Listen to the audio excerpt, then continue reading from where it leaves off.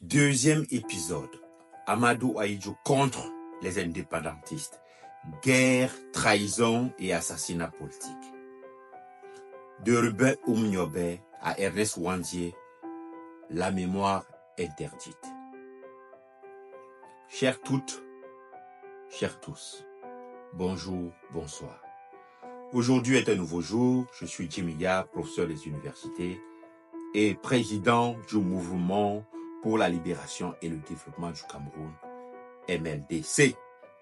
Le Cameroun est l'un des seuls pays d'Afrique dont l'indépendance s'est jouée dans le sang, mais que l'histoire officielle a voulu faire oublier.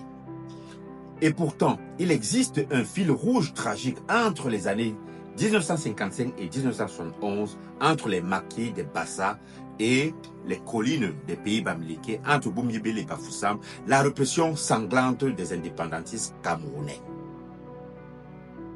Cette guerre, on l'a longtemps niée, on l'a appelée trouble à l'ordre public.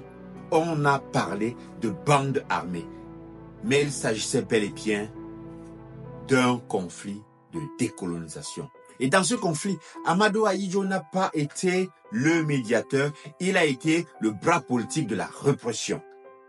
Qui étaient les indépendantistes? Ils s'appelaient Ruben Oumniobé, Félix Roland Moumié, Osende Afana, Ernest Ouandié. Ils étaient jeunes, intellectuels, entrés dans le peuple. Leur arme principale, la parole, l'organisation et la vision d'une Afrique libre et unie. Leur mouvement, l'Union des populations du Cameroun, l'UPC, fondé en 1948 et qui avait pour objectif une indépendance immédiate totale sans tutelle.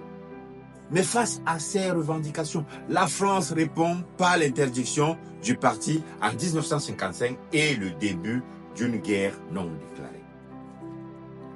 En 1958, Oumniobé est assassiné à Boumyébé après avoir été traqué comme un animal.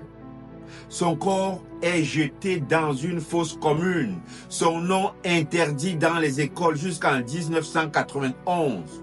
En 1960, Félix Moumié et son successeur à la tête de l'UPC est empoisonné à Genève par les services secrets français avec la complicité du nouveau pouvoir camerounais. En 1966, Osende Afana est décapité par les troupes camerounaises dans la forêt équatoriale. En 1971, Ernest Ouandié est fusillé publiquement à Bafoussam après un simulacre de procès. Il sera le dernier exécuté